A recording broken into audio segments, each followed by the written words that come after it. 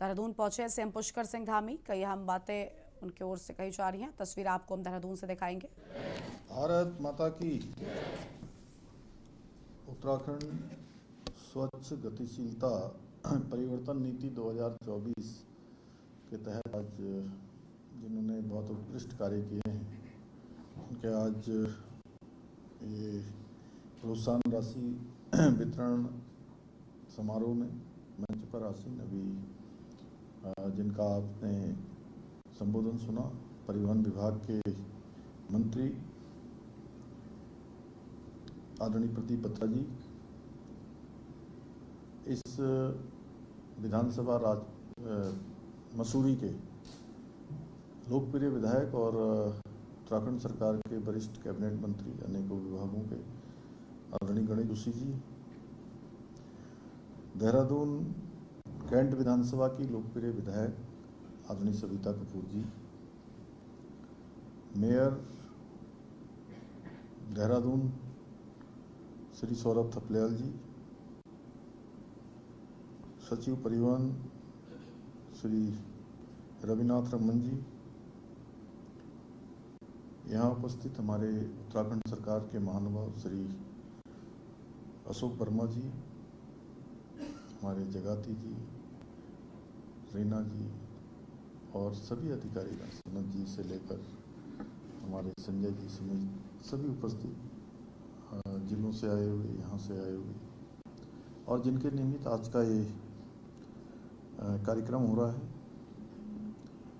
ऐसे सभी वाहन स्वामी एवं सभी अतिथिगण, मैं आप सभी का आज इस अवसर पर मुख्य सेवक सदन में आप सभी का स्वागत करता हूं, आप सभी का अभिनंदन करता हूं और आप सबके बीच में उपस्थित होकर मुझे अत्यंत प्रसन्नता हो रही है कि आज आप सभी को यहाँ पर प्रोत्साहन राशि का वितरण हो रहा है, क्योंकि आप सभी ने मिलकर प्रदेश को स्वच्छ, सुंदर और पर्यावरण के अनुकूल बनाने की दिशा में एक बहुत बड़ा और निर्णायक काम आगे बढ़ा है, निर्णायक कदम हम सब ने मिलकर आगे बढ़ाया है।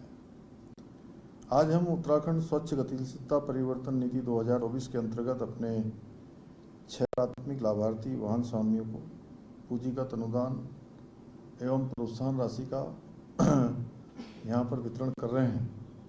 मैं आप सभी लाभार्थियों को जिनको आज अनुदान मिल रहा है, उन सभी को अपनी ओर से हृदय से आप सबको बधाई देता हूँ, आप सबको शुभकामनाएं देता हूँ और आप सभी आने वाले समय के भी लोगों के लिए प्रेरणा का काम करेंगे, लोगों के लिए प्रेरक होंगे और आपके आज इस सम्मान से, आपके प्रोत्साहन से अन्य लोगों को भी इस दिशा में काम करने की बहुत प्रेरणा मिलेगी।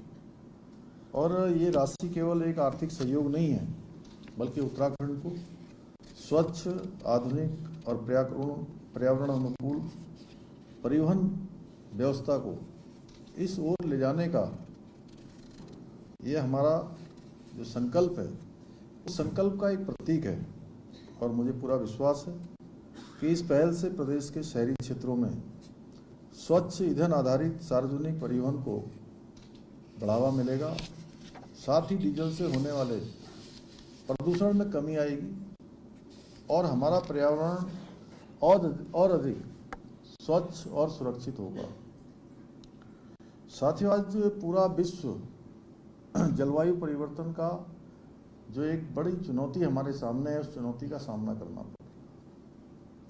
रहा है। आप देख रहे होंगे, कभी बरसात ज़्यादा होती है, कभी कम होती है, कभी वर्षा काल में सूखा हो जाता है, सर्दियों में गर्मी होने लगती है, गर्मियों में गर्मी का एहसास नहीं होता है, अचानक बादल फटने लगते हैं, कहीं एकदम से हिमस्खलन होने लगता है, कहीं पर लैंडस्लाइड हो जाता है। तो ये सब आज जो ग्लोबल वार्मिंग है, जलवायु परिवर्तन है, उसका ये प्रत्यक्ष जो दुष्प्रभाव है वो हमारे सामने आज हम उसका सामना कर रहे हैं। और विकास भी कैसा होना चाहिए, ये भी हमारे लिए बहुत बड़ी चुनौती होता है। पूछते हैं लोग कि भाई इतना निर्माण कार्य हो रहा है, बिल्डिंगें बन रही हैं, भवन बन रहे हैं, गाड़ियां चल रही हैं, कल कारखाने चल रहे हैं, एसी चल रहे हैं दुनिया भर के, तापमान तो वैसे ही बढ़ जाता है। अभी तक जो है ज्ञान विज्ञान, science and technology, innovation, research, इन सब ने हमको जो है बहुत सारी सुविधा तो दे दी है, भौतिक रूप से दे दी ना। देखिए बाहर टेम्परेचर 35-40 हो रहा है, हम लोग अभी यहाँ पर 20 में होंगे। तो रमन जी कितने में होंगे? 20-22 में होंगे। तो कितना अंतर है? 15-20 डिग्री का अंतर है। तो कहीं ना कहीं तो बैलेंस होगा उसका, ये हमको विज्ञान ने दिया है, लेकिन प्रकृति ने वो दिया है जो बाहर है। तो विज्ञान हमको सुविधाएं दे रहा है, लेकिन उसके जो परिणाम आ रहे हैं उसका कोई रास्ता अभी हमारे सामने ऐसा नहीं है कि जो रिमोट कंट्रोल दबाया जैसे एसी ऑन हो गया वो भी ऑन हो जाएगा। उसका रास्ता हमारे पास ही है कि कैसे हम पर्यावरण संरक्षण करेंगे, कैसे हम जो विकास का मॉडल है उसमें बैलेंस करेंगे, कैसे इकोलॉजी और इकोनॉमी दोनों को बैलेंस करेंगे।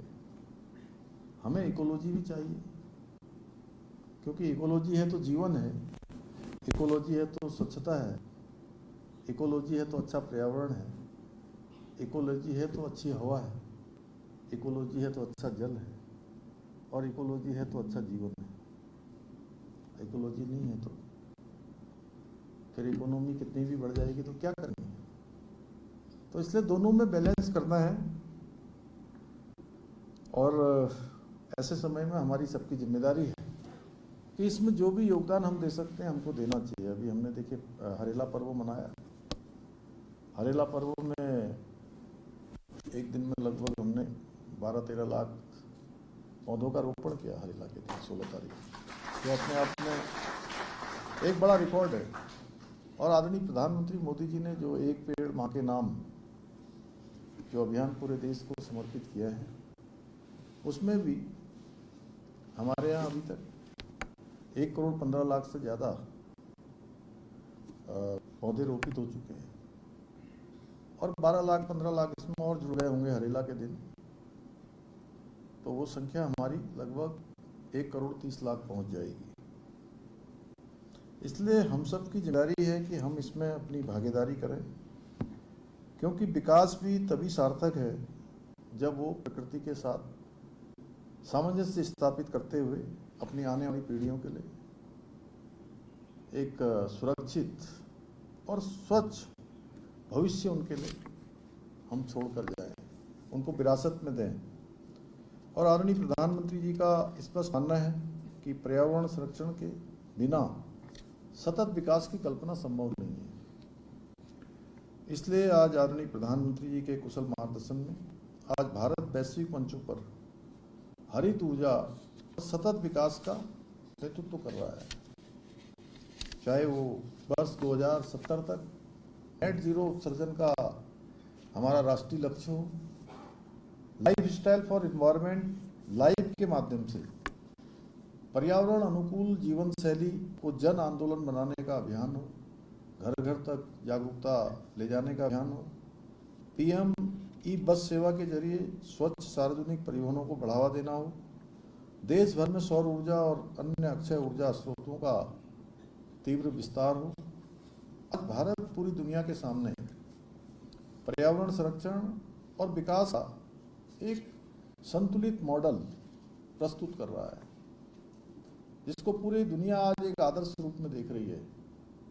और पूरी दुनिया के लिए संदेश भी जा रहा है कि भारत केवल अपनी चिंता नहीं कर रहा है, ये